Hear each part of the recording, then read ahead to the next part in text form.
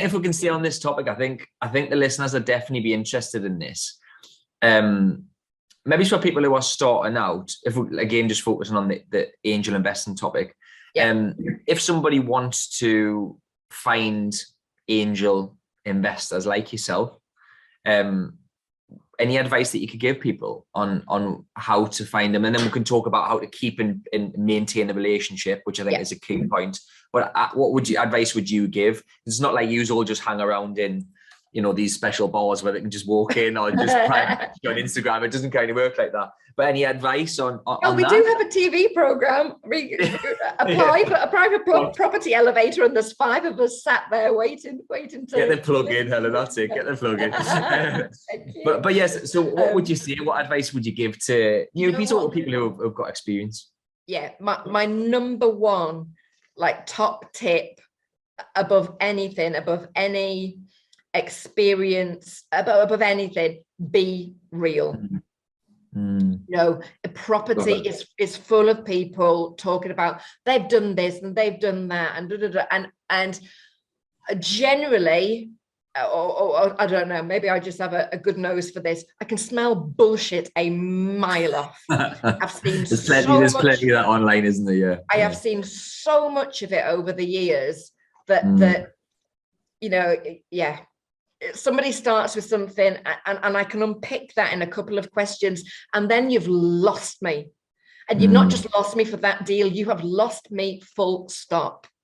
So if you don't know the answer to questions, it's okay to say, I don't know. And then you go and find out. It's okay if you haven't done any development or projects before, if you're honest about that. And if you have, like, I have invested, people assume I don't invest with first-time developers. I have done, but I ask questions around, okay, well, who is in your network? Who's your mentor? Who can you go to when things go wrong? Because they will. Because you do need to know that somebody is there, somebody's kind of safeguarding that money. So to be very real about your strengths, about your weaknesses. I think the more you know yourself, what you're trying to achieve, why you're doing it, you know, where you think you might struggle, what you will excel at. If you can talk to all those things, it shows you that's well thought out.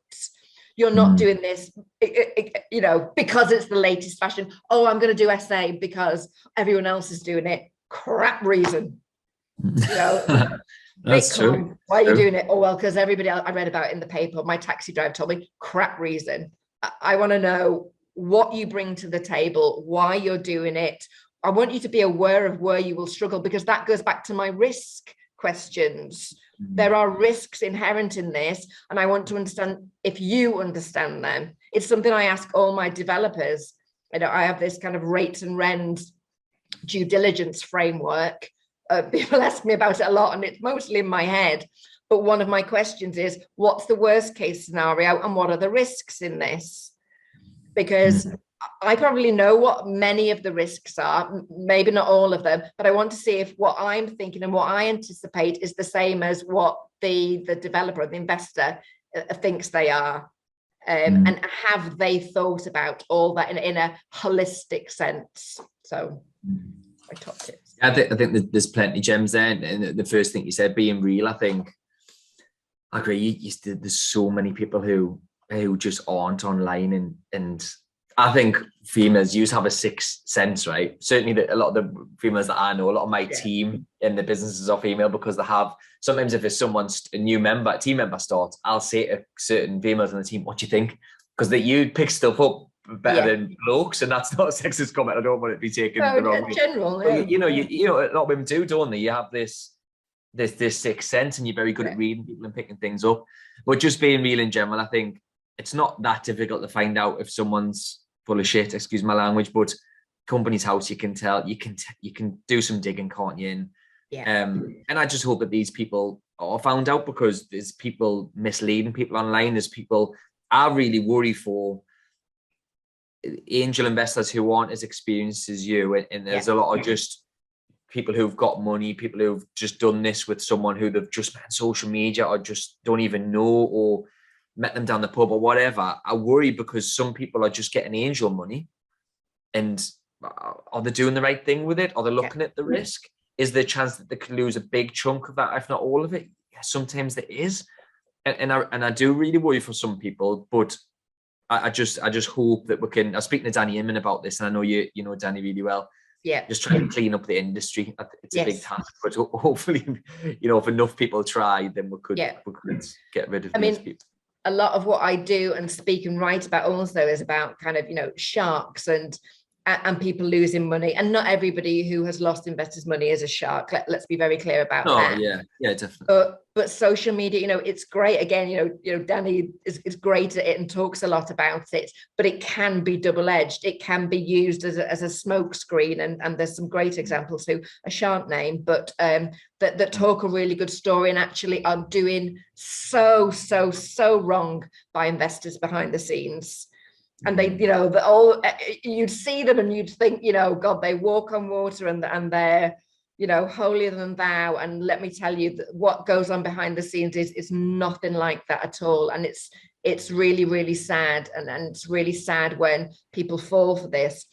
Some of the stuff that, again, I did this with Claire, I can't remember if it was last year or the year before. I think it was 2020, but we made a video about kind of her experience with somebody that was less than ethical, should we say? And there's lots of names. We all know many of them. But that's why it's so important to be real and say, this is what I do, this is what I don't do, this is what I'm good at, this is what I'm not good at, and be very clear. And also, I write a lot about something called the capital stack, and we've touched on it without calling it that. It's the first charge, second charge equity. It's that seniority of debt. Mm-hmm. And all it is, it's the capital stack. It just shows you how people get paid out. If investors, and particularly angel investors, if they understood that, then they would be able to safeguard their money much more. And where I have seen people lose money, I'm not like, let's point fingers and blame people. And apart from the sharks, which I think they are fair. I think they are fair game. Yeah.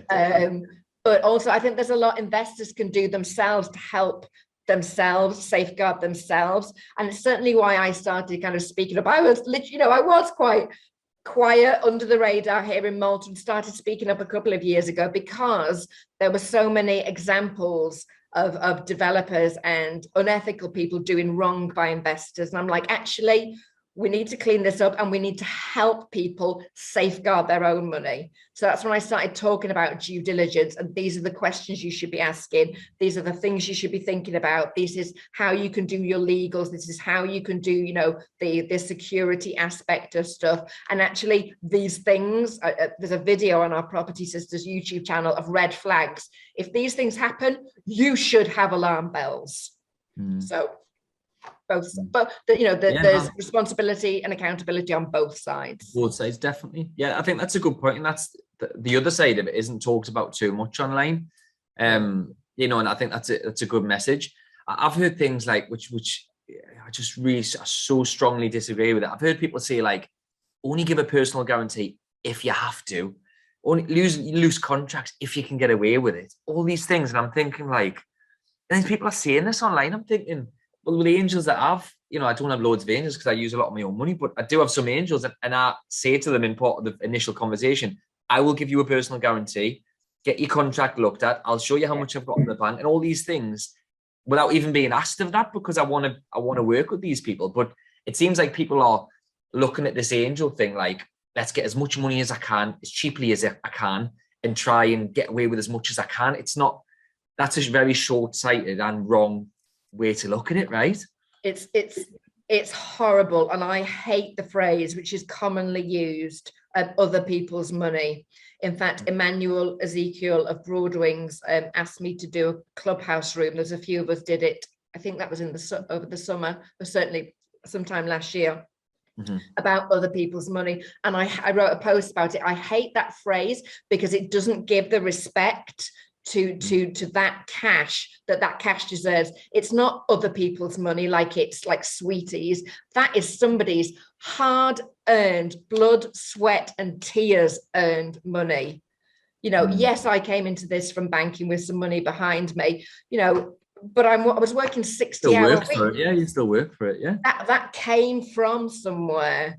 That wasn't, you know, oh, I went to the bank one day and drew out some money and well, hey, you know, just, you know, magicked this stuff from thin air.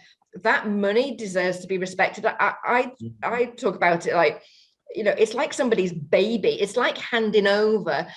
And it still happens to me now when I'm pressing, you know, the online thing or making the phone call to transfer money to developers. I literally, my heart, for that millisecond, my heart is in my mouth like, oh my God, like what is going to happen if this money doesn't come back?